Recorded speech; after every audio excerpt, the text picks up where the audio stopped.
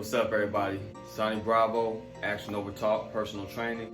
Today, I'm going to talk about how long it takes to build muscle. There's no strict timeline on how long it takes to build muscle because several factors are involved, including protein intake.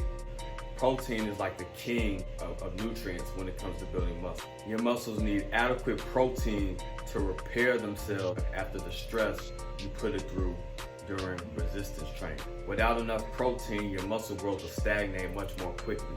Number 2, calorie intake. If your calorie intake isn't adequate on a daily basis, you won't put on any muscle, even if your protein intake is super high. In order to build muscle, your body has to create new tissue, and it can't make something out of nothing. So you gotta give it that fuel in order for your body to create that new muscle. Make sense? Of course it does. Number 3, your sleep schedule. Lifting weight while sleep deprived is a terrible strategy. It's a strategy I practice and I do not recommend it. You might see some gains, but you definitely cannot optimize muscle growth that way. You gotta give your body a chance to recover from the training. I explain it like this. Think about it like this.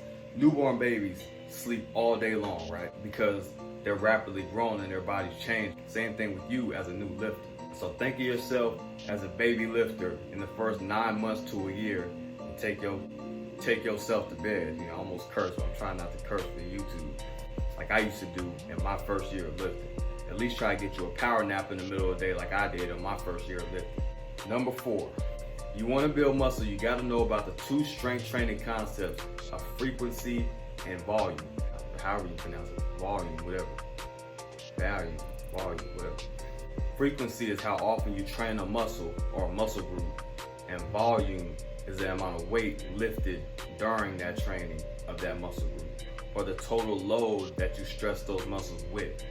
For example, if you perform 5 sets of 5 with 405 pounds on a deadlift, your total volume would be 10,125 pounds. More volume in your training typically means more muscle gain unless you reach the point of overtraining in which you need to take a week or 2 off, and sometimes longer for a deload. It just depends on how badly you overtrain. You know, overtraining is a condition that you can be hospitalized for. But if you're slightly overtrained, just take a week to deload, drink a lot of water, get a lot of sleep, and recover. Number 5, training age.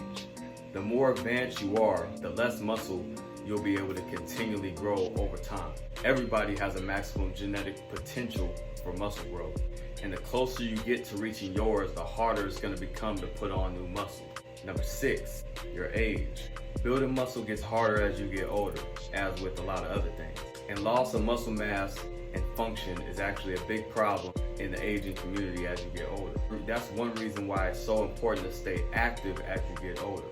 Number 7, other factors include things that are nearly impossible to quantify, like your genetic potential, your testosterone levels, which are the reason why men are typically stronger than women. All that being said, the muscle process begins once you start to challenge your muscles to do something difficult or outside of the norm.